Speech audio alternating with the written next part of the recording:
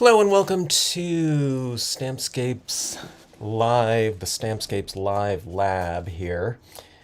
I've stamped out these two compositions, two compositions that I think would be really conducive for adding some gold effects to them in the form of the glass shards. These are I don't know, they call them tumbled glass shards or something like that. They are not sharp, and they are in two different shades of gold here. Never used them before, but when I saw these, I imagined them being used for this purpose here. I'm looking at the bottom here. It looks like there's some smaller bits at the bottom here, like dust.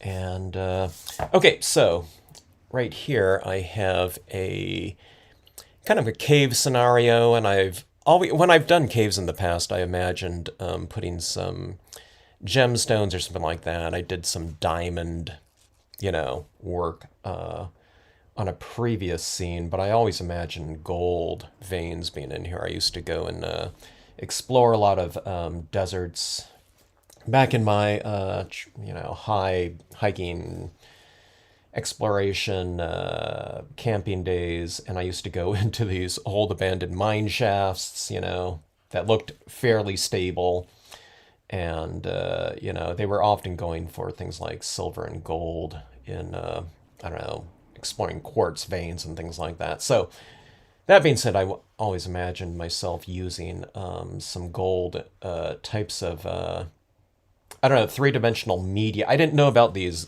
gold shards before, or gold glass, gold before. So what I was working with were those crystals. And I mean, that worked pretty good for those little diamonds, but they were all uniform in shape. There were those round, types of probably molded pieces, which was fine, but I thought this looks way more natural, so I'm going back to these different types of scenes here, and I don't know, I thought it'd be fairly conducive if I can get them to stick on here. Hello, Debbie!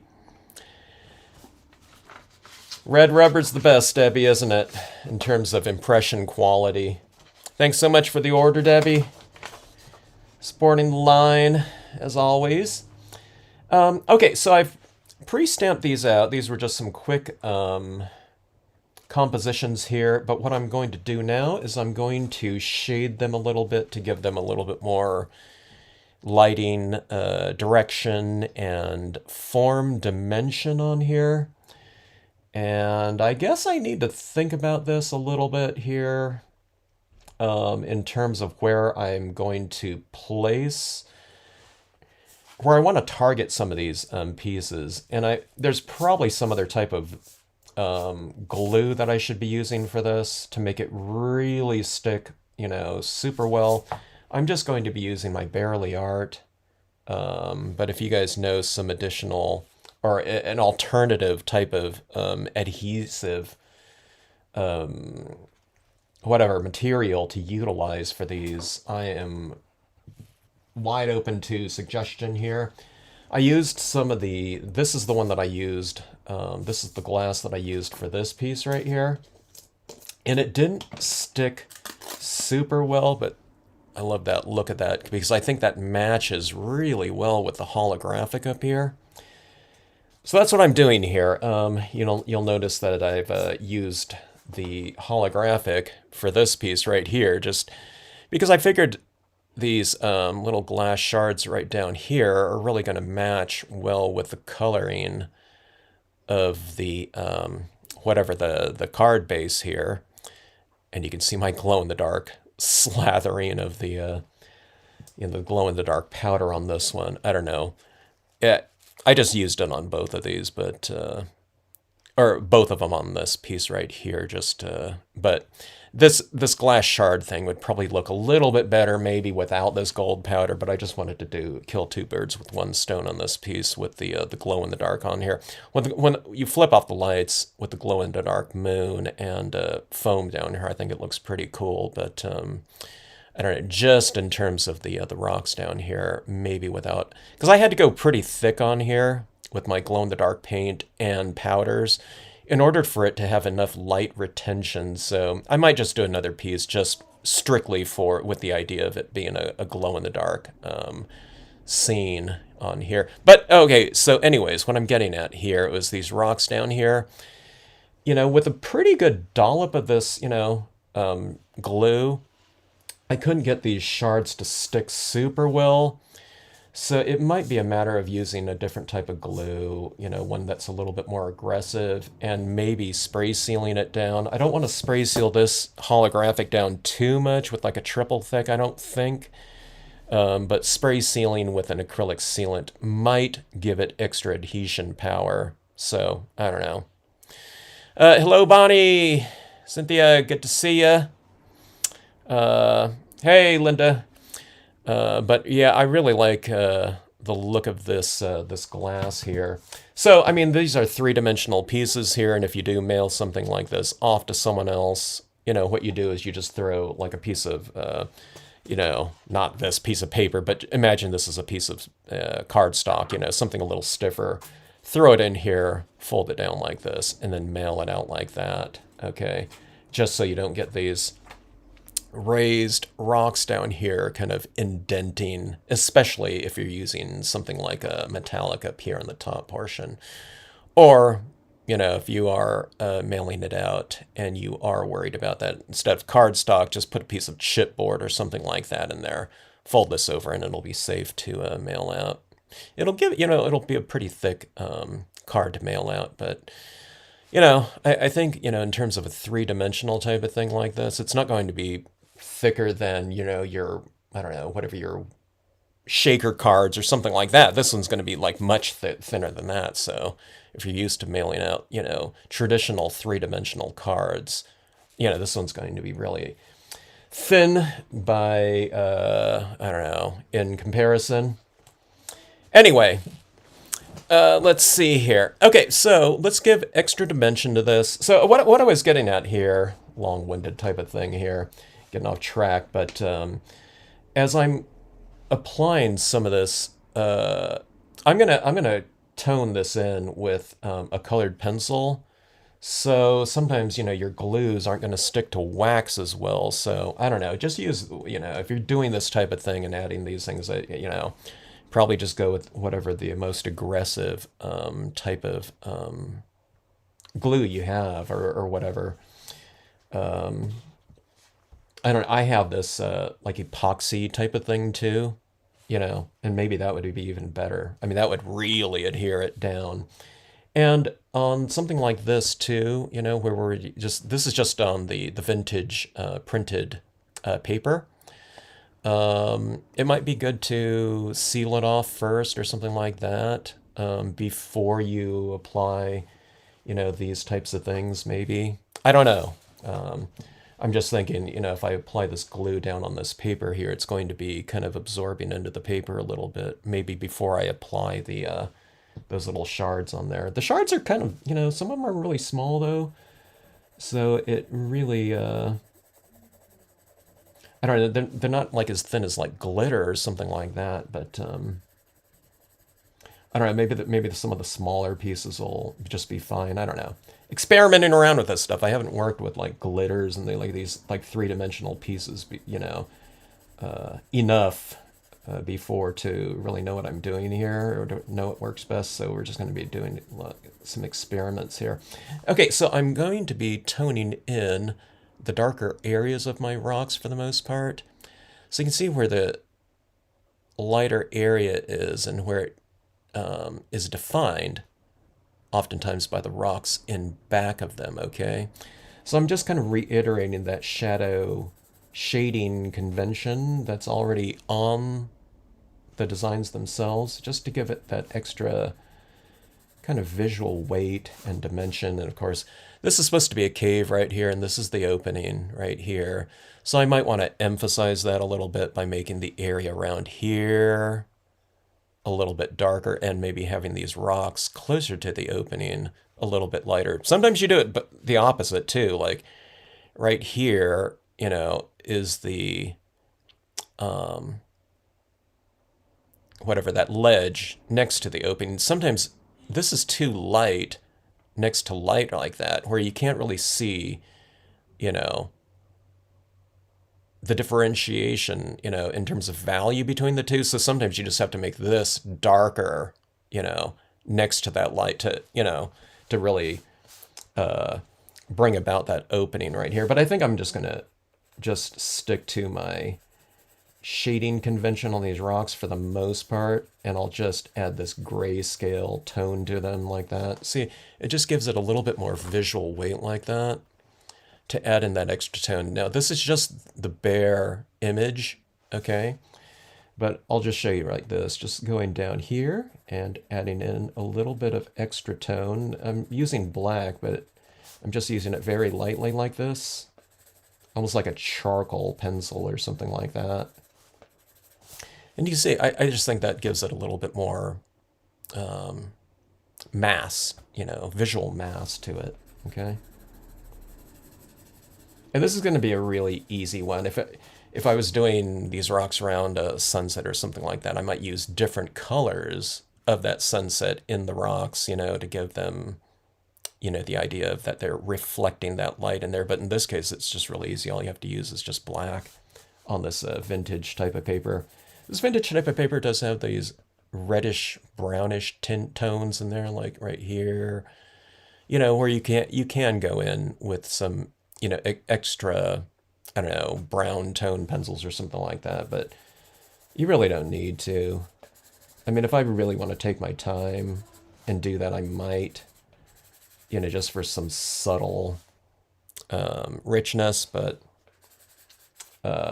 on here, I think the big thing is going to be those, you know, golden shards. So I'm not going to take the time to, you know, add shadow richness, you know, in a very subtle way, because everyone's, you know, the thing that people are going to be looking at anywhere, you know, these golden, you know, little pieces down here anyways. So we don't have to go for too much subtlety here.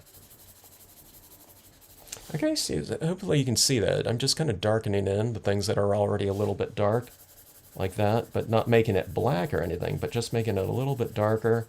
And then if you like what you see, you can always go darker, okay?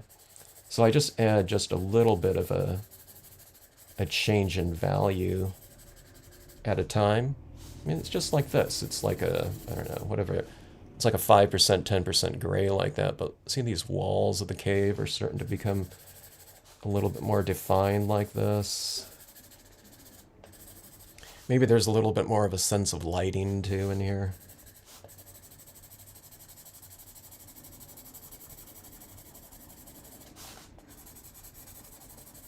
I used a lot of the rock little texture down at the base here, and I'm just toning some of that in as well.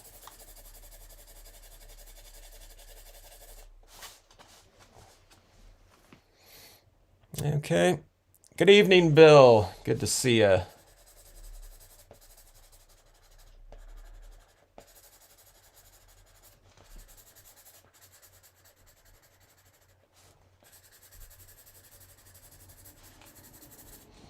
So I'm just kind of gauging this as I go, you know. I don't have kind of in mind how I want this to look. I'm just kind of, you know, making my assessment at each step of the way. It's like, okay, that looks pretty good there. Let's see what it looks like another, I don't know, 4% darker or something like that. And if I ever take something, when I'm doing like this type of process right here, where it's just kind of incremental additions at any given time, if I ever go too dark, it's like, oh, maybe I went a little bit too dark there, but it's like 4% darker, you know what I mean? Not like a, you know, 80% jump or something like that that I, you know, jumped to, you know, from one application to the next. It's just really light like that. So that would be my recommendation. Just take things nice and slow like that. Or gradual. It doesn't have to be slow, but Okay, so I'm doing this too because I want things to look, when I start adding in those little gold effects in here, I feel that if I add it into some darker areas and some lighter areas, it'll be a little bit more subtle than just everything standing out, kind of looking uniformly light, I guess, like that. I don't know. I'll have to see how it looks here. I don't know if it'll. I'm guessing that it'll look different if you put that gold in a darker area. It's going to stand out more by contrast. Maybe, I don't know. So I want it to. I want it to have. I don't know, kind of different looks across the card like this. I'm thinking about putting it, like up here on the walls, down here in this little area down here, maybe across some of this right in here.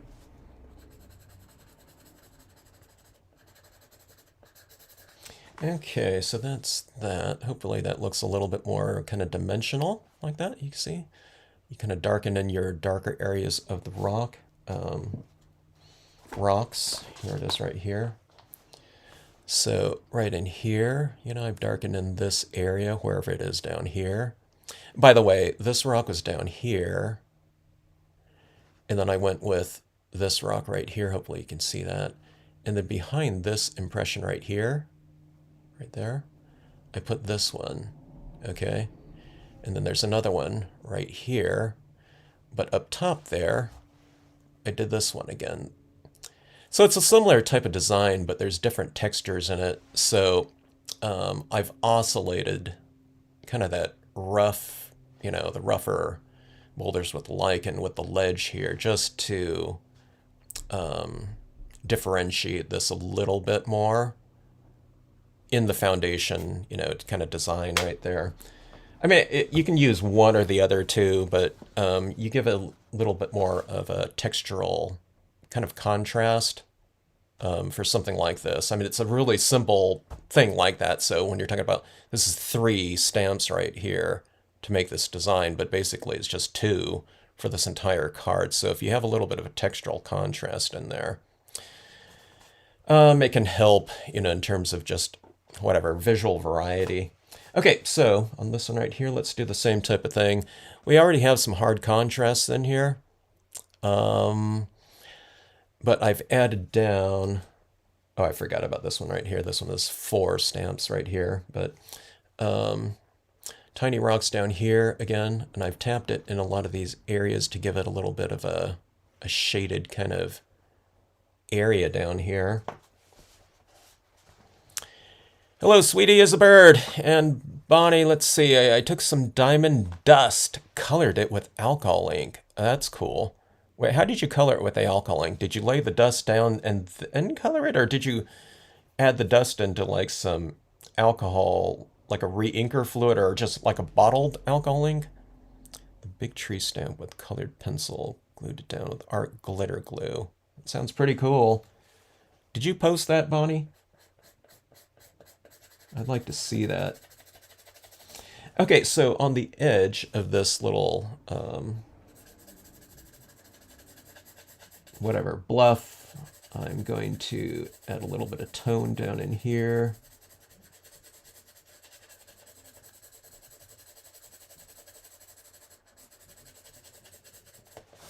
Like that. See that shading right along there?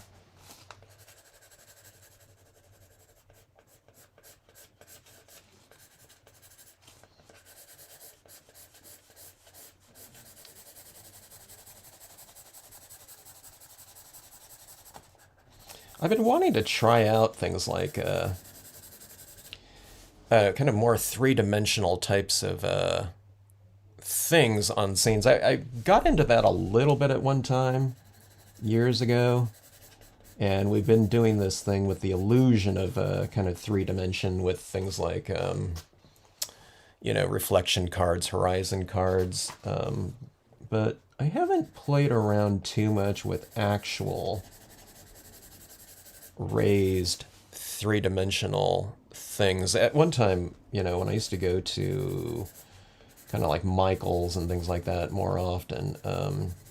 I'd go through that dried flower section that they have there, and I'd pick out things that I think I could use like a small portion of in scenes, especially if I had like a shadow box or something like that coming out, because it looks kind of funny if you just put like reindeer moss just sitting on, a card like this. It doesn't look kind of right. So having a shadow box or something like that with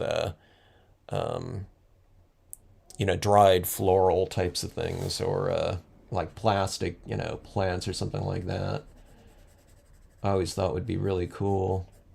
But I don't know, just haven't really played around with that too much. So these metallics here kind of represent kind of a combination of stuff that I've been wanting to, the types of things that I've been wanting to try out. With this blingy type of thing, with all the holographics and foils that I've been playing around with. So, but yeah, I didn't know about these things like these powders and these glasses and things like that. I guess I should look around, more often than I do. There's so many things available these days. I don't know. How long has this type of glass been out there? Does anyone know when it came onto the the scene? I've always known about glitters, of course.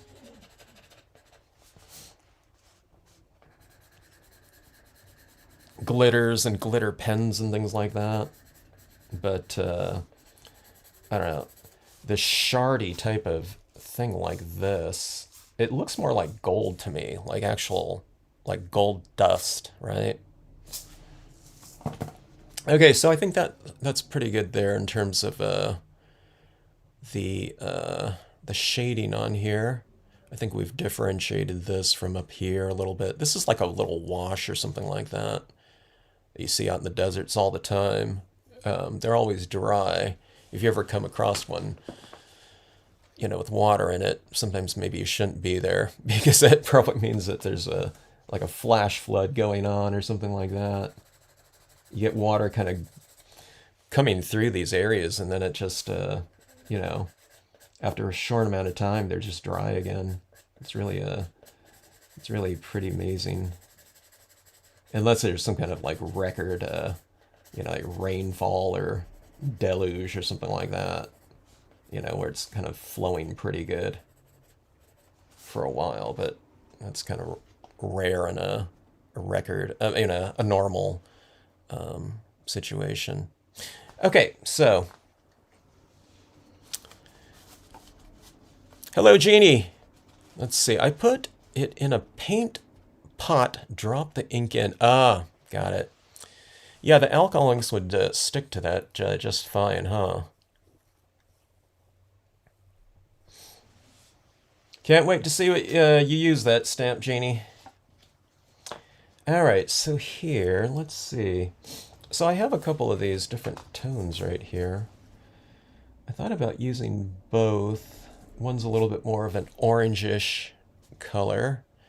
This one's closer to this border around here. I thought this border around here would be kind of important, this gold foil. Other than just putting that gold in there. I guess it would look fine, but I think it would stand out so much more. Just having it on the scene itself. I thought this would kind of give it a little bit more of a cohesion or something like that. But I don't know, let's test it out here. So I'm testing out for adhesion and how it looks, I don't know how it's going to look. I don't know it's going to work for either. And I did get my paint pen ready here too, just in case it stands out too much, kind of obtrusively, and it doesn't look integrated. Then I thought we can use some gold pen work or something like that, and I can kind of even things out a little bit more. But we'll try. But I think this border on here is going to help a lot too. Just in terms of their overall look. I don't know, in theory, we'll have to see what it looks like in application here. Everything's in theory, right? Until you do it. Sometimes things The thing that I'm thinking about these days is there's been a lot more things that have worked that in my mind I probably wouldn't have thought would work in terms of things that I've tried out over these last maybe year and a half or 2 years or something like that. So I'm a lot more open to, I don't know, testing things out that I never would have bothered with before. And I thought I was open-minded, but apparently not. Like, one example is like these foily types of pattern papers. And I wouldn't have put a scene on something like that, years ago. So now I love it. Okay. All right, so let's see here. I haven't tried mica powder before. Those, just those mica types of media, I haven't tried too much before. What was that called? Oh, not ancient page. That was the stamp pad. But what was that real known?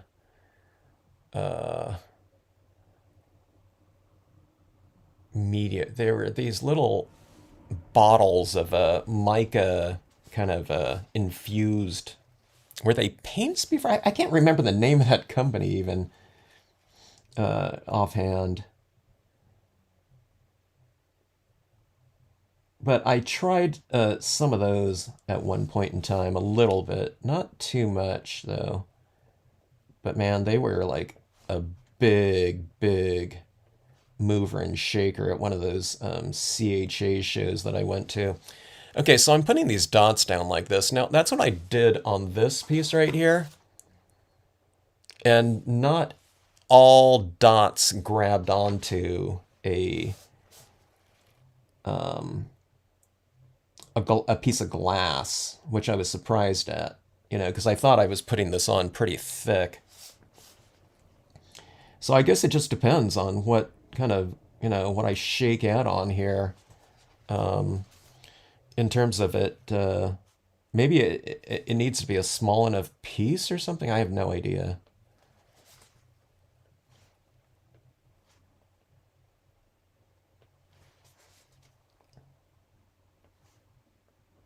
I should probably get some, I should probably see if there's like a white kind of shard, glass shard. There probably is, or a pearl one.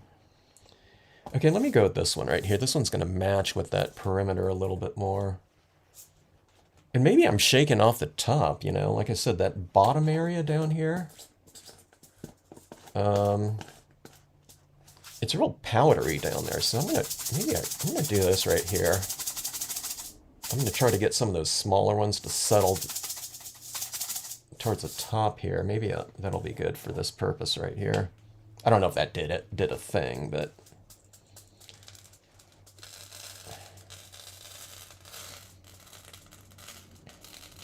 yeah, these all look pretty big here. But I'll see if I can get some to adhere. But on my other piece, when I did that though, it occurred to me on the surf one, I had so many, I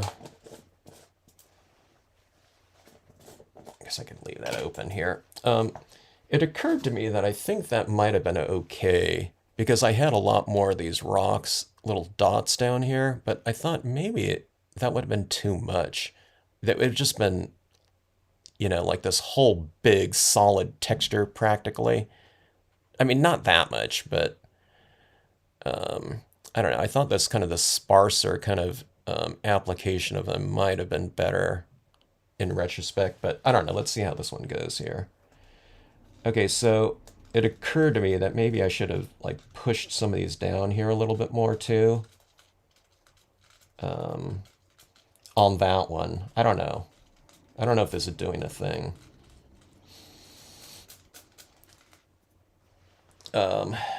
Maybe I think the ideal size of these ones for this type of purpose too would be probably if these little pieces were like half the size.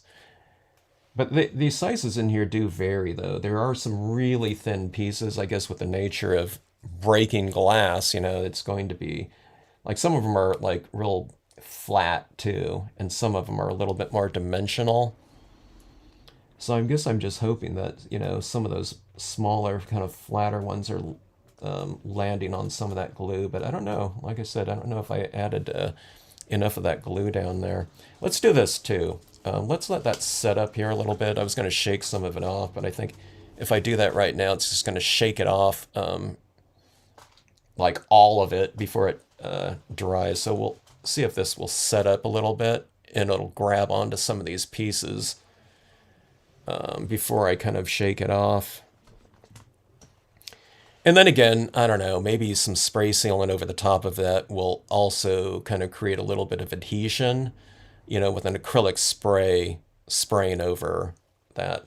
I'm just hoping I get, I don't know, like half of it, half of those dots grab onto, some of that, but we'll see. Okay, so on something like this, I mean, I like the look of this just as is. I think it looks fine, but I thought it could use... That's why I'm putting these types of things in this type of metallic border, too. I think it gives it a little bit of a extra, I don't know, kind of flair to it.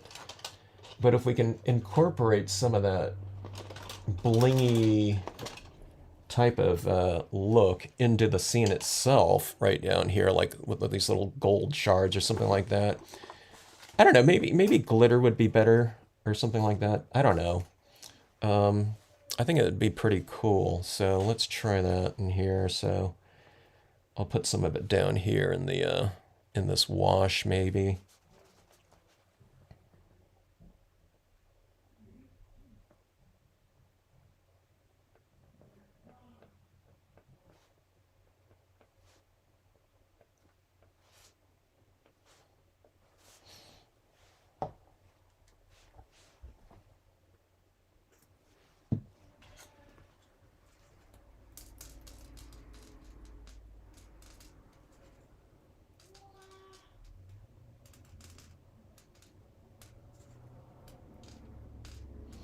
Yeah, but some of that, I don't know. I'm thinking maybe those types of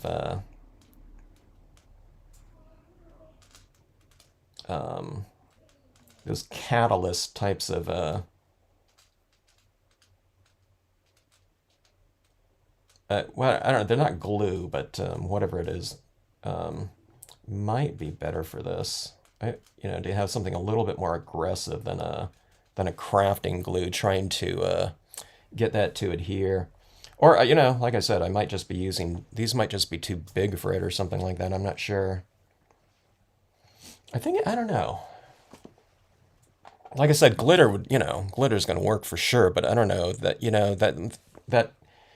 that consistency of it in shape, it might not be, it might not look as good, you know what I mean? Because it would look like this kind of, this foreign type of, kind of texturing on there, and it would just look exactly like the application of glue on there, you know what I mean? Where I want something a little bit more, I don't know, I'll take a look too, and I'll see if there's some of these that come in like a 1 millimeter or something like this. I think this is like a 2 to 3 millimeter or something like that. Like on this one right here, I'm not sure if anything's going to stick to it.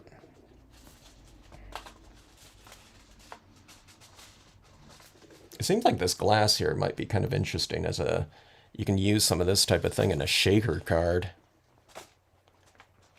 Okay, let's see if anything stuck this one at all.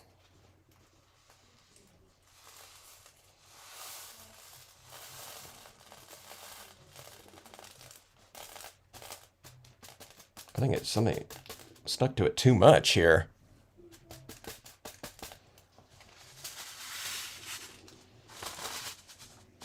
Now that can't be it. That can't be the adhesion right there because I didn't even put, there's like too many dots built up on there. Let me see something. Maybe I went too aggressive with the glue. Yeah, well, I don't know. Some of it's like sticking around here. It's like, it doesn't even have any glue at all to it.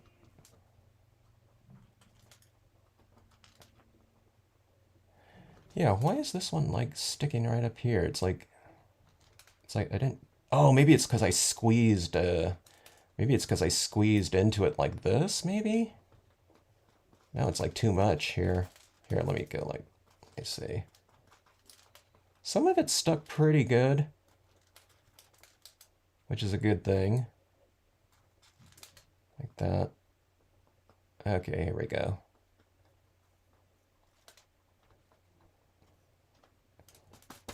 I think some of it's just grabbing onto it because there's another piece right next to it. So it's like wedging kind of a loose, a piece together like that. So,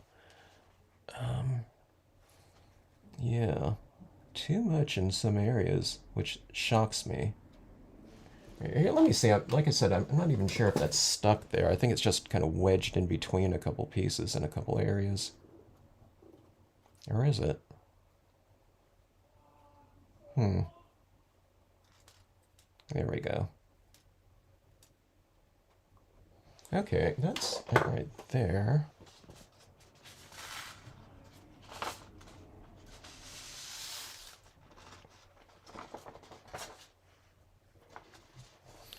All right, let's see like that. That's not too bad, I think. It's a little bit harsh, though, I think, which I suspected it could be on there. So let's add in, let's try to smooth that out a little bit with some additional reflective types of things in here. So if you had a gold Wink of Stellar or something like that, that might be kind of interesting as well. So I'm going to add in a little bit of this golden acrylic paint pen here. And we'll try to extend out these veins right here a little bit. And we'll intersperse in there too. This one's, like I said, it's going to be much less, much more subtle.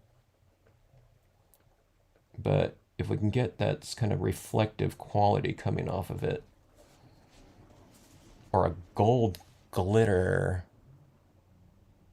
gel pen would be cool too, which I have somewhere. I haven't used my gel pens in a long time.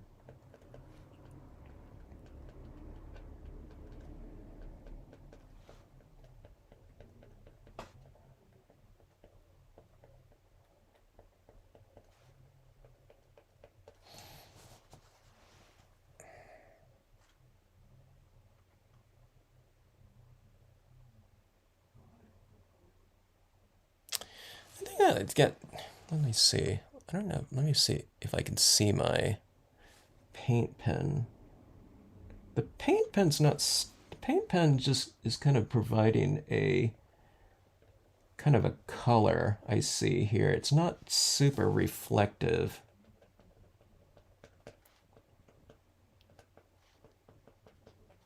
But it kind of balances out the color a touch. I don't know. I think it looks pretty cool. I don't know if I went overboard with it in all there. That would be like a gigantic, like $1 billion claim if that's what it looked like in there with gold. But yeah, that's pretty cool. Okay, let's see. German glass glitter, been out for a long time. Yeah, I think a lot of this stuff's been out because I think it's marketed to those like people that are pouring that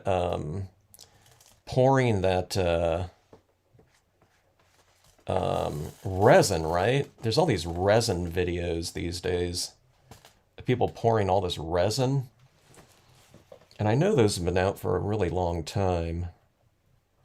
So I guess they use that in their pores. So it'd be like on the interior of the, or within the resin pour itself.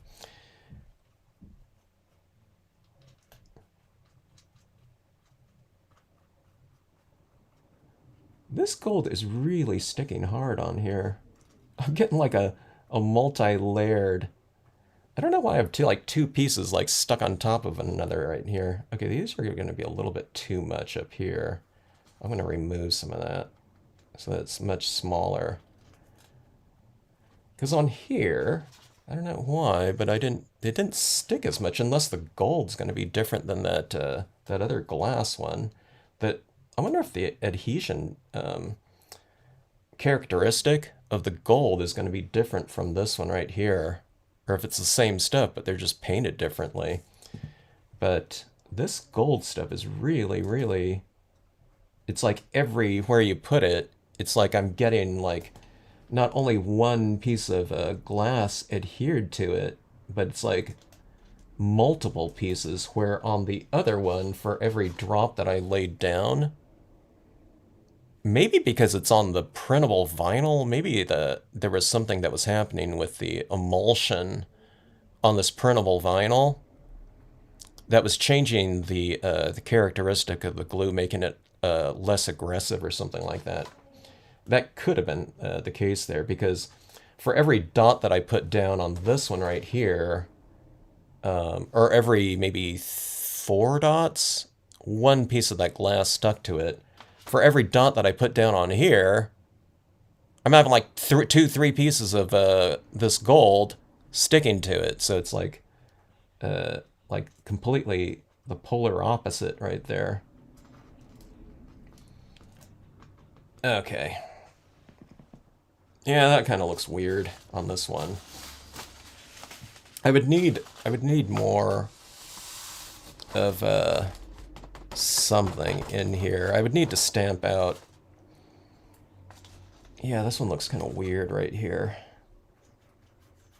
Let's see, let's remove some of that right there. This one's going to be better if it's kind of sparse. Or sparser down here. Definitely up here. Let's leave this one for the foreground. I need some little, I have a little gold guy panning gold could sit right on the edge here, but that would be perfect for that image right in there. Okay, so, I don't know, learning some new stuff here. But shocked, though, because I thought that this paper here would have been more absorbent for the glue, right?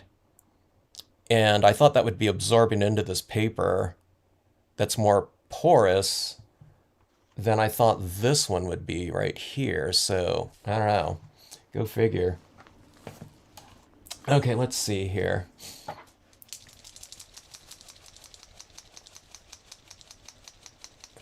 Yeah, that writer's going to be rich with gold, that's for sure. Unless it's like that that Twilight Zone episode where these guys rip off. It's this heist where they steal these gold bars, and they I don't know, they go into this suspended animation or something like this, these sleep capsules, and they're gonna sleep for like 100 years or something like that. Because in 100 years they're not gonna be wanted men anymore, but they wake up and I don't know, chaos ensues, and this one guy finds this. They're out in the desert and they're, dying of thirst. The one last guy, and he's offering this car comes by. It's like a hover car or something like that, I think. And he's saying, hey, I'll give you this, I'll give you this gold bar, just if you give me some water. But they had learned to manufacture gold in the meantime in those 100 years there. But that's what this reminded me of, I think, when I was stamping this out and doing all this gold around in here. Because in that one, they kind of go in a cave too. Their little hideaways in a cave. Okay, so we have these pieces in there. That gold, I think that looks okay right there. But I'm going to add in my highlights on here now.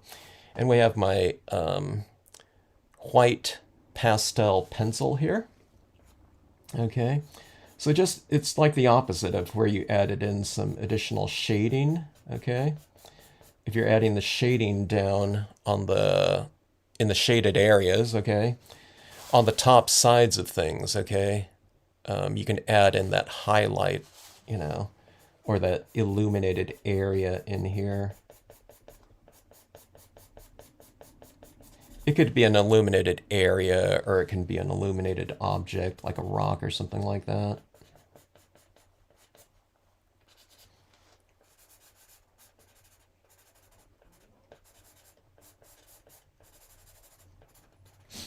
So these are like, these things like this, these are definitely like foreign materials on here. I mean, it really kind of stands out on here. I mean, which it's supposed to do, but I want it to be a little bit more, I don't know. I'm not going to make it, it's not, what I'm doing here isn't really going to make it subtle, but it's adding in something else that's a little bit lighter and closer to this reflected light on here. This is what you call specular light right here and right here. That's light that's brighter than white. Like this is white right here, okay? But this little area in here is brighter than it. But if I can bring in these white elements in here, I'm adding something within the composition that's a little bit lighter in there so that these types of objects in here, they stand out, but they're not standing out quite as obtrusively as before because the contrast is less between this reflected light, it's actually light, you know, and the rest of the card or rest of the area in there.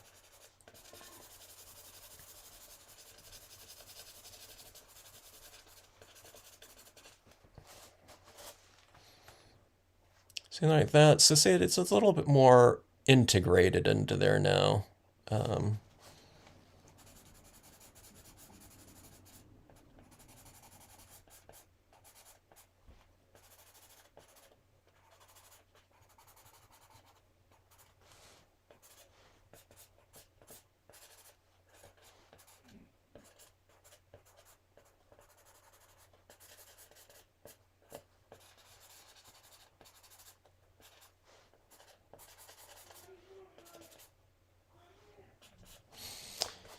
All right, there we have that.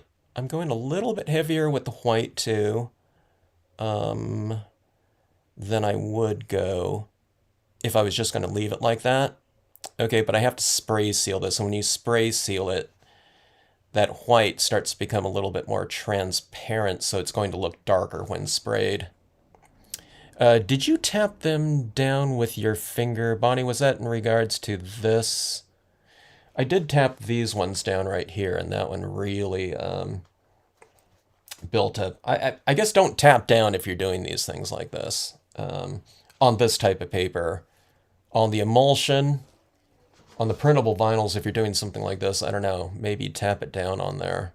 Or maybe I don't put as many dots, and I pour some of that down, you know, after I apply some of those. I don't know, I need to figure out the combination or the process a little bit more on this one.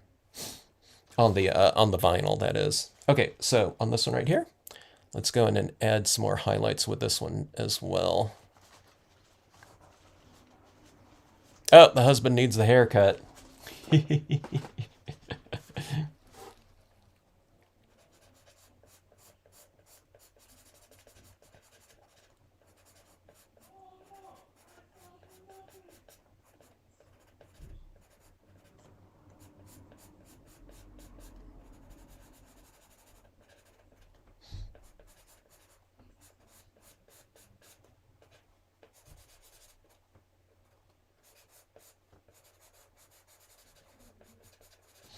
All right, so see these right here, these rocks right here are getting a little bit more of that lighting like that.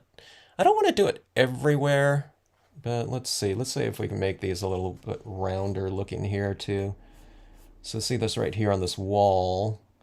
I do this on trees all the time, like if it's a tree facing that. But you can also do it on this like rock, or on any types of objects like this. If you kind of on the sides of the whatever object it is facing the light like that, you put that little highlight like that on there to kind of reinforce lighting direction. These ones are a little bit too light because it's wider than this opening right here. So, but maybe we can say that there's a kind of a light source kind of out of the scene, maybe up here, something like that, that's coming down in here. But see this little rock like that? And then see this one right here? See, it's going light, dark, light like that. But if I want to emphasize this a little bit more, you just go like this a little bit more like that. Just so it's getting a little bit more light. And then you see this kind of traveling light coming across there now. I mean, you could, it was fine without it too, but that's a little tweaks. Here's this rock right here. It's a little bit of a thinner one, so you can put a thinner type of kind of highlight on there like that if you want to. I kind of like that. It's kind of bringing in the light in here a little bit more and traveling down this way. The one thing about the pastel pencil, if you add it in there and if you don't want it, you just kind of, wipe it off, or you can get an eraser and it'll, kind of erase off of there. Let's put a little bit of this lighting down in this. To me, this is supposed to be like a little,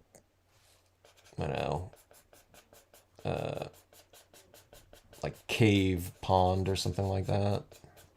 Or just sand. It could be sand down there, like that.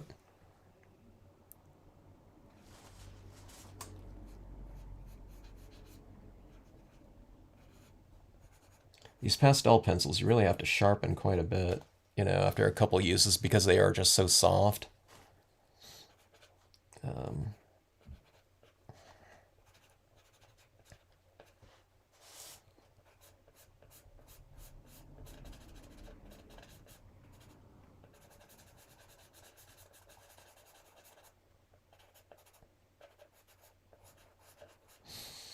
right, I think that is it. All right, now it's going to be probably a little bit more subtle. I have a ton of lighting in my studio here, but I would say that if someone got your card or something like that, there's like 8 fluorescent, 100-watt fluorescent bulbs or something like that on my desk right now. But it'd probably be, more like this type of look right there. So I think that integrates pretty well in there. And these highlights in here are going to be a little bit more subtle, like that. But that's kind of the bling that I'm going for in there, in that type of look. I really like it up here. I kind of like it kind of sparse like this around in here. Maybe this is like too much right here in that particular vein right there. But I think it looks okay like that. But I think it looks pretty decent here with that gold perimeter like that. It kind of reminds me of out here in California, they do, I don't know, in a certain grade, I think it's 4th grade, they do this thing on the like the California Gold Rush or something like that. But I remember when I was putting together my piece, my mom was like, "Hey, you should really add some stuff to it." So we had like, speaking of glitter, I think I did a little drawing or something like that, and I don't know, we added some gold glitter onto my report, but this type of thing kind of takes me back to that. And like I said, glitter on this one might be a little bit, I don't know, I guess you can kind of just sprinkle some glitter from like height too, where it wouldn't be so extreme or something like that. But I think in this one right here, these little shards are just right like that. So I want to, there's also some other different types of colors. I did this glowworm cave, I don't know, a few years ago. And I think I want to use some of these powders in a cave too, like this, and see what that looks like. But on this one right here, I think just that little bit down there, like down at the base like that, I think that adds to a nice little touch down there. Maybe on this one right here too. I tell you what, I was looking at the the Desert Super Blooms videos, if you go up to like Desert Super Bloom on YouTube here, you'll see a bunch of things like Death Valley, Ansbarago Desert or something like that, here in the US at least, where there's been some super blooms, but there's been carpets of, different colored flowers. And maybe let's say some of these yellow in here and see if that integrates a little bit more too. The whole effect here. I mean, this isn't gold, but that yellow will be kind of a little bit more related.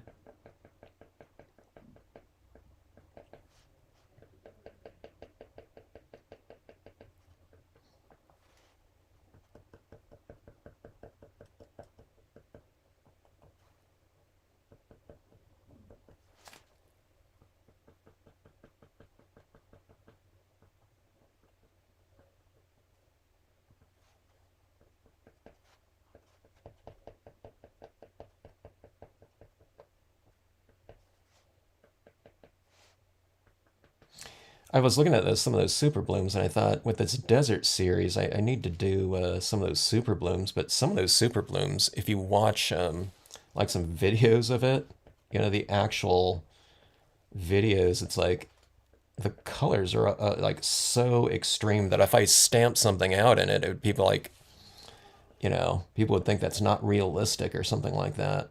It was just like a carpet of yellow or something like that. People that live out in deserts see that every year, but if you don't see it too often, it's like, does it really get that way, or can it get that way? And it really can. Not every year, but with the right kind of circumstances in terms of how much rainfall came, I think in the fall, for those annuals like that. But I think, okay, that looks okay on there like that. These pieces right here, I'm not sure if I'm into, but I think I'm going to leave them right there for now. Think of it, if I don't like them, I can always take them off or add on more if I want to later on. This right here now that I'm adding that to, I think, you can kind of intersperse some of these other colors in there. If I did like wanted to add in like a little bit of a different shard or hue of it, I would do this like isolated. I would put a dot down here and I would take my, my gem picker or something like that, and I would put in individually, pieces in here. And I'm not, on something like this, I probably wouldn't add more than like 3 or 4 of them in there, but just for a little bit of extra change of hue in there, I think that might be kind of interesting. So, just, I don't know, this one right here, though, I don't know, maybe the whole thing, maybe adding these pieces in here, I should approach it more like the gems. The gems I do, one at a time and I target rather than pouring out the whole thing. I don't know. But anyway, all right, so first little experiments here with that. This one's hardly, I don't know, I need a little bit more down here, but like around in this area right here. I think gold right in this area. But I think that looks okay. And I don't know, still experimenting around with the adhesion of it too. A lot more is needed for that, but I'm always talking about this with the holographics and the metallic cardstocks. But this to me, like right here, when I'm doing this to it, I always want to try to make these cards slightly more interactive with the viewer of them. So if I send this out, and someone goes like this with it a little bit, it kind of takes it from, something's just straight visual, and it makes it a little bit more kinesthetic. And it kind of brings it to life a little bit more because it's different at different angles like that, and it does something different. So I like things that do something a little bit different, depending on what you're doing to it. Now this one right here is, it's that in so many different ways right here, but also when you flip off the lights, you know, this one's glowing in the dark down here. I kind of posted that little quick video of it, but I don't know. I want to play around with these little things like this a lot more in 2024 and see where we can take our cards, hopefully with easy kinds of applications, you know, not like tripling the time it takes to work on them or something like that, but, you know, different things like this. Seems like it can contribute to, you know, some different kind of cool looks. And like with the glow-in-the-dark powders too, there's so many different hues of them now, you know. I don't know, it makes me want to pull out my black light into a, you know, a black light scene. Maybe we'll do that. I'll do like a black light live video sometime. I'll try to mount I have a fluorescent black light bulb, and I'll mount it across here, something like that, and we'll try to do a live stream using these glow-in-the-dark powders. I don't know if I could do that, but it might burn my eyeballs out or something like that, but it might be interesting to kind of work like that and see what we can come up with. Anything that, you know, be interesting to, you know, like the little kid in all of us, or if we're sending this out to like a kid, grandkid or something like that, or whatever, nieces, you know, nephews or something like that. You know, if it can pass the kid test, you know, if it can kind of get them to look at it or interact with it a little bit more, I think that's a win, you know, in terms of cards, you know. And then if we, you know, send it to whoever, you know, as long as it can pass the kid test, I think that's you know, I tend to think that that's a pretty good thing. In terms of visual interest, you know, since they're playing video games and stuff like that all the time. All right, let's see. Will the picker pick up the shards? I think it will. I don't see why it wouldn't. It's where I was looking for my picker. I couldn't find it. Oh, here we go. So my picker isn't quite as aggressive anymore because I need to wash it off and it's got glue on it. But yeah, see that right there? So if you know what these pickers are, it's just this little piece of rubber on top of there, like that. See that right there? Sorry, it's out of focus, I know, but there it is right there. Yeah, the pickers, it should pick up anything. I mean, you know, it's not, as long as it has a smooth surface, that's the thing about it, you know, as long as it's not a powdery surface or something like that. That's the quality that's needed for, you know, that piece of little rubber on there to whatever, temporarily adhere to it. So yeah, the jewel picker, yeah. Yeah, that in there. So this one right here is okay, but it needs to be more, I need like a stronger, you know what I need? I need those larger rocks down here for those kind of to merge with. This in here, it seems to be kind of a natural spot for it. And in here, I thought that looked pretty natural too, but I think my larger pebbles too, tiny rocks right in here. So here's what I'm trying to do. So these are always going to stand out because they're three-dimensional and they're super reflective, right?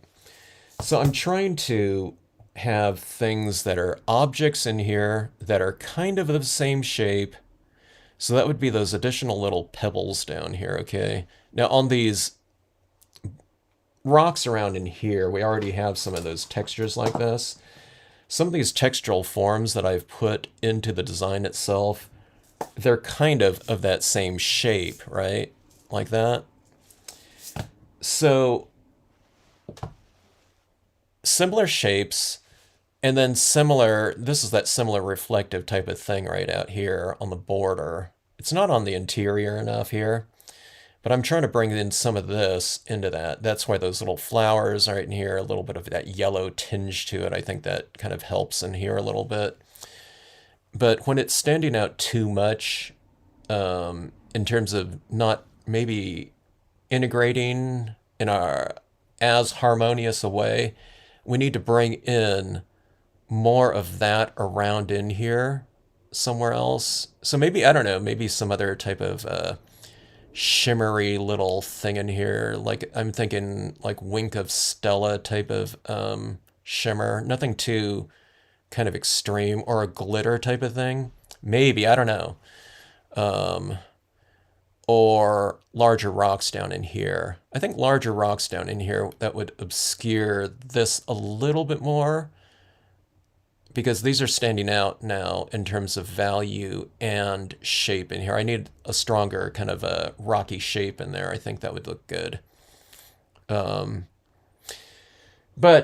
I don't know. We'll play around with that a lot more. Oh, I don't know. Maybe I can, you can do too, is you can probably take these types of things, and it's not going to look like it, but I hadn't thought about this at all. And I'm not going to do it now because I got to get my pad going here. Where is it? Oh, yeah, here it is right here. This is Galaxy Gold right here. If you take this, now it's not going to be that bright and shimmery, of course. If you stamp something out in this right here, maybe this is going to be a key factor or a key component to, I don't know, integrating this type of thing. But if you take your objects like this and add this in down here in gold as well, it's going to be a much more muted gold, especially on top of this type of paper like this, where it's, here, let me just see here.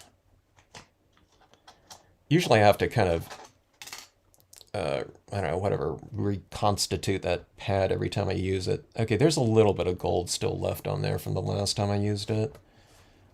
Now this isn't going to do it right away. I should have done it before, but before I laid this down, because it's hard to stamp this on top of that, all that. But if you add some of these different types of things around in here, okay, this is, I don't think there's just not enough ink on this. But if I can get some of this other types of shimmery types of touches in here, where we're creating kind of a transition between, yeah, see, I can't see enough of that. You can see a little bit right here. But if you can get enough of that type of shimmer in between that extreme kind of reflective highlight and just this bare paper like that, I mean, that would be good. It's like what I'm always doing with lighter tones and grayscales and things like that. I'm creating kind of a transition between, if I'm doing a blue color scheme or something like that, or here's like a sunset color scheme or something like this. Okay. And if we're going from yellows to, this plum red or something like that, this is a big transition right here, and it's kind of extreme and it stands out. But that's, if you have these intermediate tones in here, you can transition up to it a lot more. So these are the kind of the things that are linking these two together in a more harmonious way, right? And that's,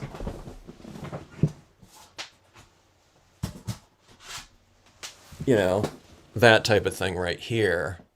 Okay, that's that color scheme right there. But now we're talking about texture now too, and reflection. So if we can create kind of those transitions between textural contrasts as well as lighting contrasts, because these are reflective as well, right? It would create a little bit more harmony in there, and it wouldn't stand out as quite as much. So that's what I'm looking for in that. I don't know, maybe those darker pieces like this too, maybe that would be the darker transition, because maybe this isn't going to be quite as reflective. I don't know. So we'll try that out going forward. We'll find a really good combination. But I think these types of things are going to really help out. Like, see, when I look at this piece right here, this, these cards that we did last week, these reflection cards like this, I like this area down here. But wouldn't it be kind of cool, though, to have a little bit of extra shimmer or something like that down in here? So, like this one right here, maybe like a few of these little silver types of things. So if we can have like some sparkle down here, usually I create sparkle with the use of like little white dots or something like this, but it's not going to look, it looks strange in here to have like dots down in here. But these are almost like little rocks right in here. So if you just put like a couple like down here in these shadow areas, or like right in here, this little blingy type of form, or it could even be like this one right here with these different colors, because that some of these do have that purplish tinge that this photograph has. I think that would be good. Or like even these ones right here, I think these look fine as is, you know, down in that foreground. But can you imagine if you had like these little, you know, a couple little twinkly little bits in here just to kind of bring this area to life? Right here, these, it just kind of, this area in here just kind of, it's a little bit more obscure. You can't really tell what's going on down here. I mean, you can see these rocks or something like that, but it's not really doing a whole lot. But I think we can bring these areas to life if something is a little bit more reflective. And I think like a card like this that's reflecting this and it's mirrored, I think it could have like some of those little reflective little bits down here. And I think it can integrate it. I think it can handle the, you know, that contrast in light, and you know what I mean? It's a dimensional texture in there too. So I think we can add in things like that, and I think it might be kind of cool. So I was thinking about trying it on one of these pieces too.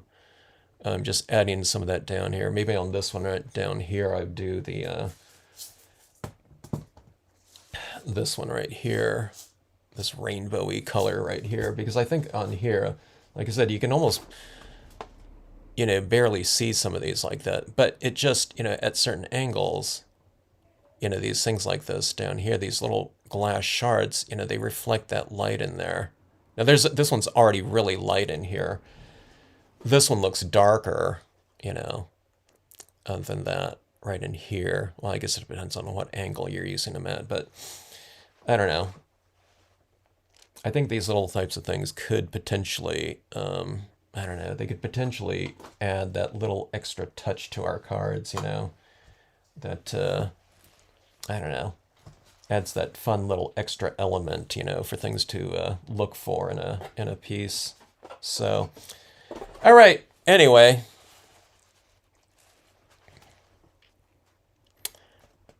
I wouldn't mind coming across a cave like that, that's for sure. Let's see. Oh, did you cut that? That was a quick haircut, Debbie. Rocky Shore stamp. Yeah, the Rocky Shore was a lot of fun, Jeannie. That one's gonna be like tailor made for your types of scenes too, with all your textures and things like that. Can't wait to see what you do with it there. Yeah, I would think so, Debbie. You came across I did the other one. The other one that I did was on, I think, did I use those crystals? I'm not sure if I used the crystals, but I saw it as like being like a diamond cave or something like that on one of them. But I used that that ice looking shardy type of holographic. I don't think I have it right here, but I want to do more caves now because I think these little things like this would be perfect for that. Oh, here's another thing too. So these desert scenes like this too. Anyone have any thoughts on this? But how you add, I want to start, I'm not sure where I would do it to, but maybe like in the foreground or something like this. I want to add in, I have like some sandbox sand, and I want to add sand, you know, like a layer of sand onto the pieces. So I don't know, would you just take some glue and dilute it or something like that and paint it into the areas where you want to, you know, sprinkle some actual sand under there? But I want to do, I want to add sand, or like a beach scene or something like this. Maybe not on the holographic, but you know, I want to add in like a sandy thing. I've seen it done before, but I'm not sure how people do that. Like I wouldn't be able to have sand on here; it would cover up all my rocks. So I don't know. Maybe you just, I want to do it. Maybe I use some spray adhesive and just lightly spray from distance, and then you just kind of lightly, you know what I mean? from a lot of height, just sprinkle a little bit of sand down or something like that. You know, it could be on a white piece of paper, or it could be on a like this type of paper where it's going to be more subtle, but I want to have that sandy texture on there on these pieces, like in these desert scenes, or if I do a like a sand dune scene or something like that with cacti around, I think that would be kind of interesting. But if anyone has any ideas on adding sand into a scene, or if you've done it before, you know, let me know. I want to know how you're adhering that sand onto the, you know, your surface, and how thick you add it on, and you know, stuff like that. All right.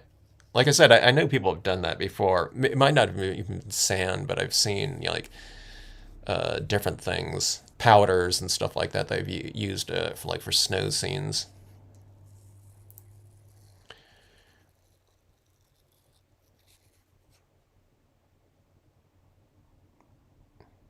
You can get sand embossing powder. Okay. But how do you how are you adding that down to your card though, Laura? Just any whatever any method that you want, and it's embossing powder, so you're heating it, and it looks like sand. Then I guess that would be better, right? Because it would be like embossing powder would really stick. But I want that texture on there. I want that sand texture on like a desert scene or like on a beach scene like this too. Like when I started doing it like this right here with this powder on here, it's like, okay, I'm getting real dimensional on here. Like I said, I wouldn't necessarily put sand on the holographic, but like say we have a sandy foreground like this, you know, I think it would be cool to actually have that, you know, in sand or something like that. I guess we couldn't put that.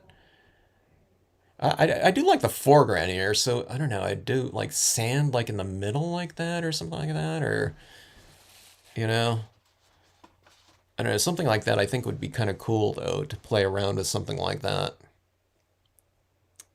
Micro beads left from hubby's business. I just found. What are micro beads? I'll have to take a look at that and see what that says. It looks like sand and is textured. Okay, well, I'm going to look up for that one, Laura. But yeah, how do you get like a uniform application of that down? Are you brayering on like a glue or something like that? You know, how do we get? I guess it would be this spray adhesive would be the best thing. Or can you use a spray adhesive? Does anyone know if you can use a spray adhesive with embossing powders?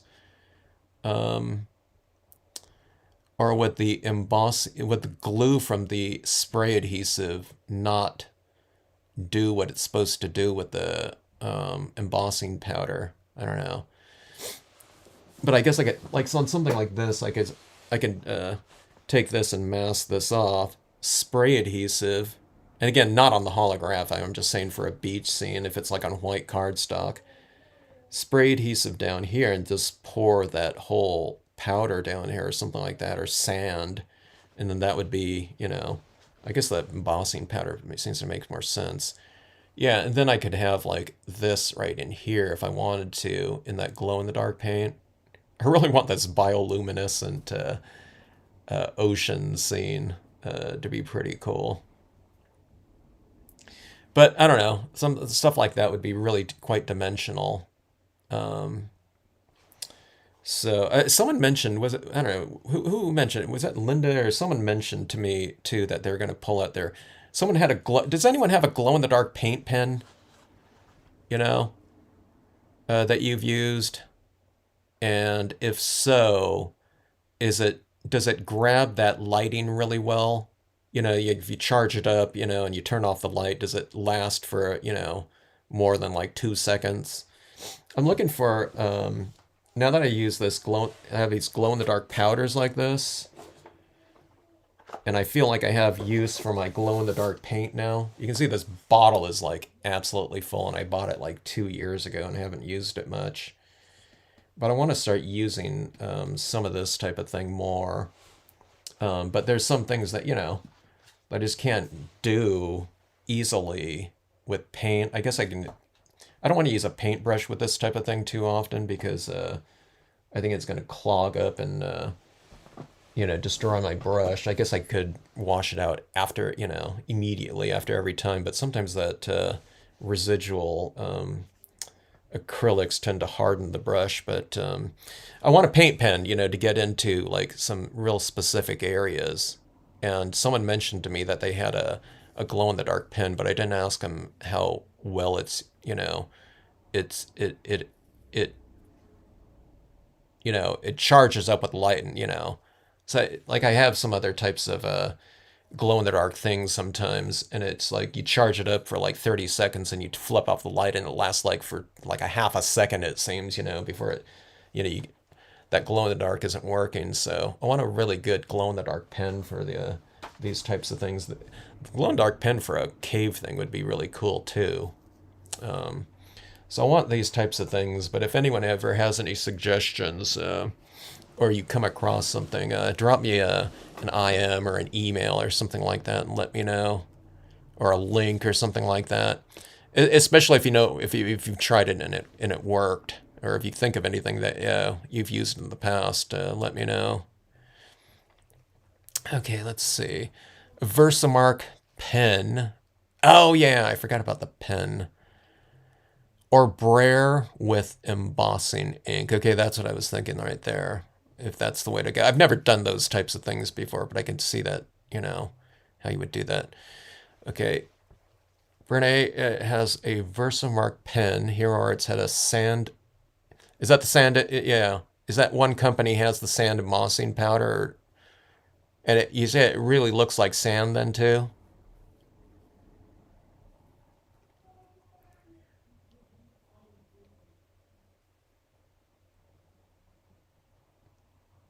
Okay, I might have to. Do I? I don't know if I have a Versa. I don't. I need to get a Versamark. Versamark's. There's only. Is there only one Versamark pad? And I take it, and then you get like a Versamark re-inker for it or something like that.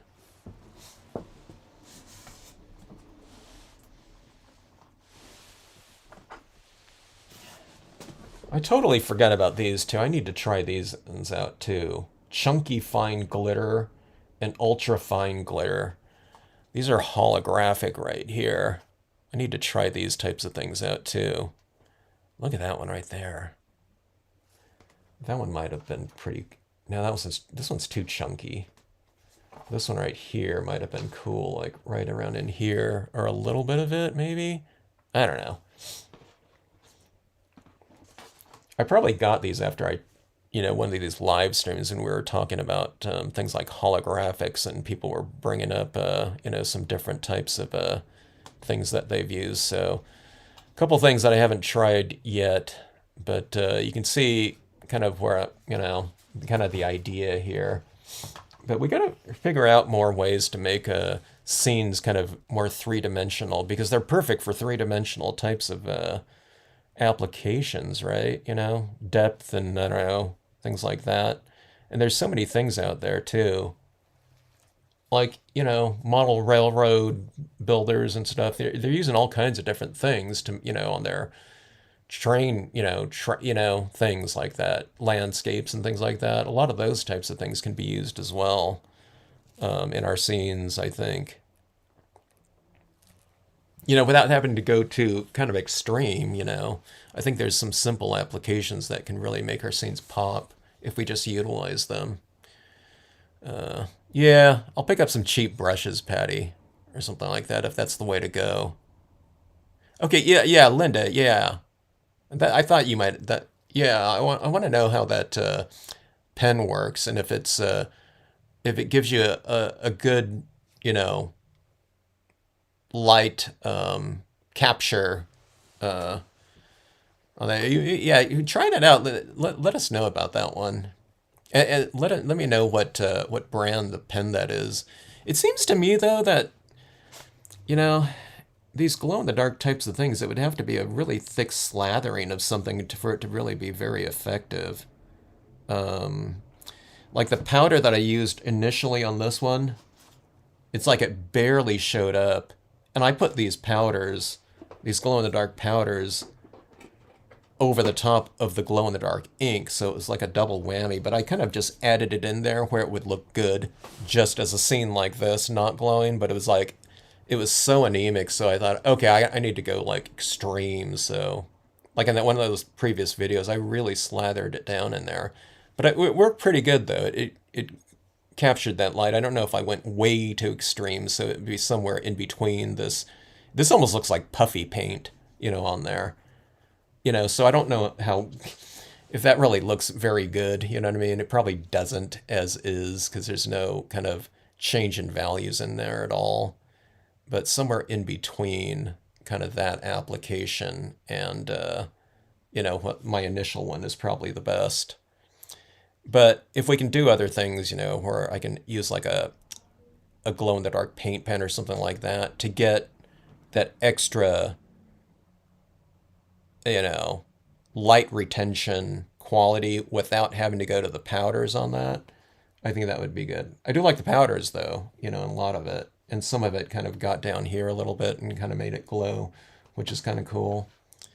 But I don't know, we need to find out some really good combinations here for these pieces, I think. I use glow-in-the-dark paint. It lasts a long time. I don't know, like this one, Laura? Like this type of glow-in-the-dark paint?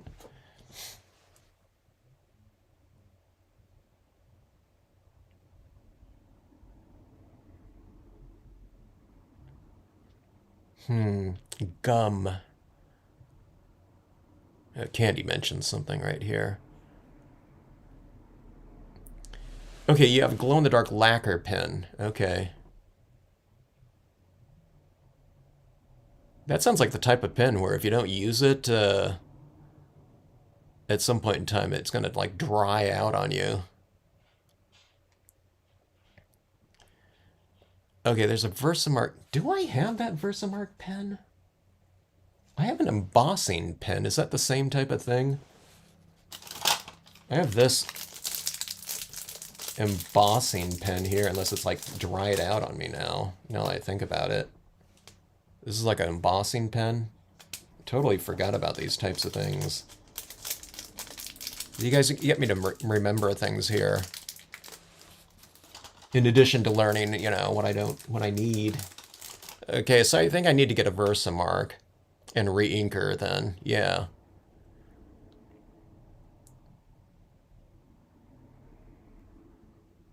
Marker at the dollar store. Huh. You got to give that a try there. You better see if that one's still working there, Linda. If you bought it at the dollar store. Any type of those types of pens, if it's an acrylic pen, I would see if it, I don't know, you see it, really shake them up well too if it's been sitting around for a long time and you haven't used it.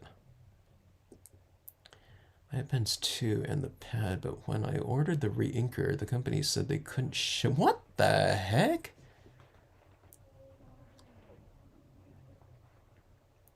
Was your, why wouldn't they be able to ship that to your state? It's not like some kind of like was it an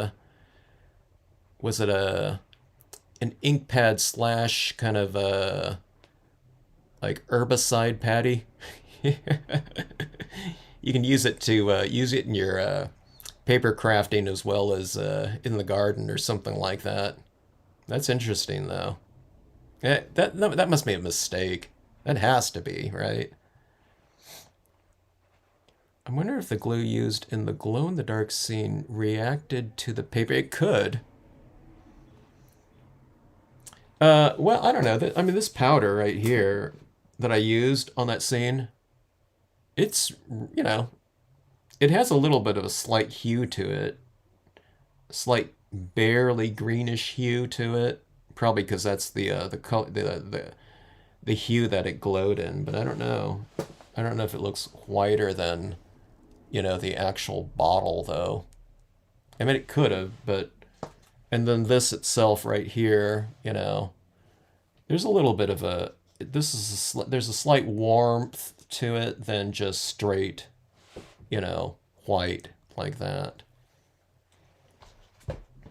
But I don't know. It looks like it. I don't know. It looks like the straight, you know, type of thing to me. If it reacted to it at all, it just reacted kind of on a very surface level, I would imagine. I don't know if it permeated all of the paint that was adhered to it from the bottom all the way to the surface. I have no idea. But yeah. It's a little bit too extreme on this one, but I do like the light retention though. But I should do a scene that's just strictly, you know, for the purpose of, you know, a glow in the dark application. This one right here, it's supposed to, you know, look good in, you know, regular light. But I don't know if, like I said, that all that material on there and that powder, that doesn't look that great, you know, at all. You know what I mean? I mean, it looks okay like that in some ways, but you know, when you look at it like that, it's a little bit too puffy. It's a little bit too heavy. You know, if it's for a kid, it's fine. You know, they don't care about that. They just want to see it glowing. You know, when they flip off the lights like that. But on something like this, see, those little powders, you know, so like that Versamark pen that you guys are talking about, if I, you know, put a little bit on these rocks like this, so this would be cool right here. So you do a glow-in-the-dark looking moon in the background or something like that. And then you take that Versamark pen, and then where I put that pastel pencil white, we do a little bit of that Versamark pen. And I think if we sprinkle on like this glow-in-the-dark thing on there, so, you know, the Versamark pen, I take it, it's going to be a lot thinner of an application of media than, you know what I mean, this acrylic paint, which, you know, I put on real thick with a cotton ball and, I mean, not a cotton ball, but a Q-tip. But if we put some of that like on here, I think that would be really cool in a glow-in-the-dark type of, you know, situation or configuration or something like that. And, you know, maybe some of those crystals or, you know, some of these glass shards up here. I think that we could make a pretty dynamic looking scene that's light reactive and interactive with the viewer too. You know, they're going to take it into the dark and take a look at it. But stuff like that, I think we can do. You know, what these things become too, these cards. You know, if we do, you know, a couple little effects like that with just some of the, you know, some of the stuff that's out there, and we're just tweaking it instead of using a pastel pencil, you're just using a Versamark pencil, right? You know what I mean? And we do embossing, stuff like that. So instead of embossing powder, you use glow-in-the-dark powder. But I think these things they can almost become like pseudo kind of, you know, like diorama type of things, you know, in a very, you know, bas relief way, you know, instead of like a full on, you know, type of installation or something like that. I think we can do these. I guess this is what these are. You know, we're doing like small reliefs or something like that can add in that extra dimension to it. And I think, you know, scenic stamping is just perfect for that. You can do it with any type of stamping, but I think scenic stamping too, you know, because we can utilize, you know, like whatever, leaves and twigs and all that type of thing, but, you know, or these powders and stuff like that. I think it, you know, it can, I don't know, it lends itself to the genre, I think, potentially, but I don't know, I think it's largely been kind of unexplored. I'm talking about dimension, or even like shallow dimension too, with these little things like this.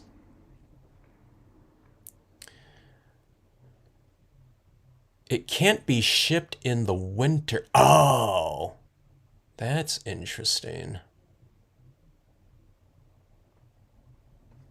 What do you mean? Like C's candy can't be shipped, oh, like in the summer months or something like that? A piece of sandpaper. Huh.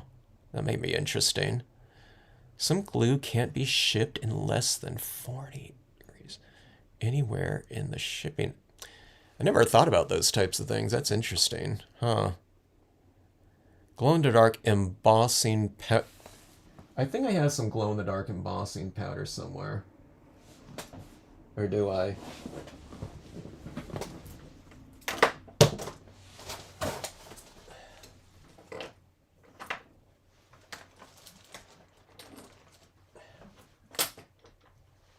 Maybe not. Here's my here's my holographic embossing powder. So in looking for that, here's a whole bottle. I just bought another bottle of bleed-proof white. I didn't realize I had another. I thought I had several bottles of that.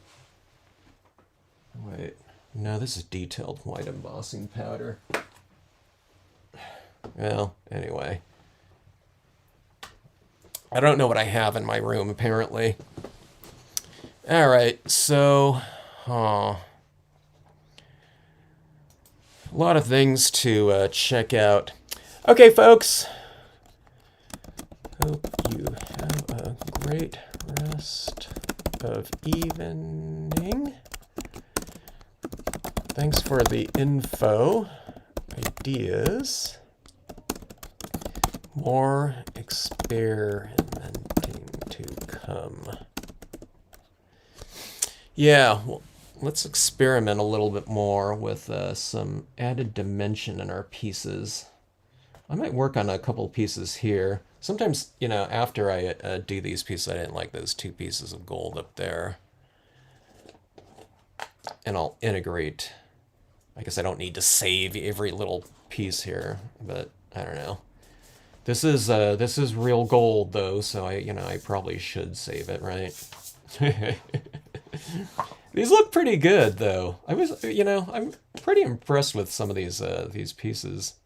Like I have no idea how they colored this glass right here. I think it's colored, it's glass that they've painted, I guess, right? But I don't know, they look pretty good. And like I said, I just didn't know these types of things because I'm not pouring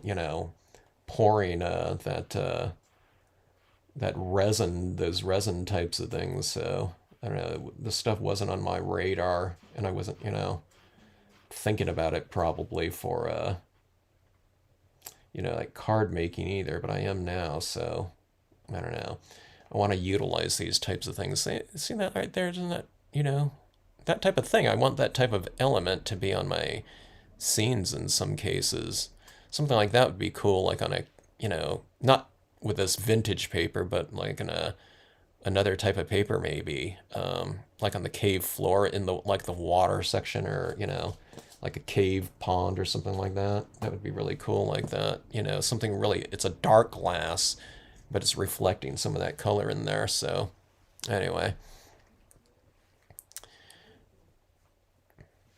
Ship lots of candy on reefer truck. Huh. All right, thanks everyone. Have a great rest of evening and weekend. And yeah, if you can think of, like I said, if you can think of any kind of cool little types of, 3-dimensional things we can add, let us know, or do some, try some things out and post it. Thanks, Candy. Thanks for joining in, checking it out. This little experiment right here.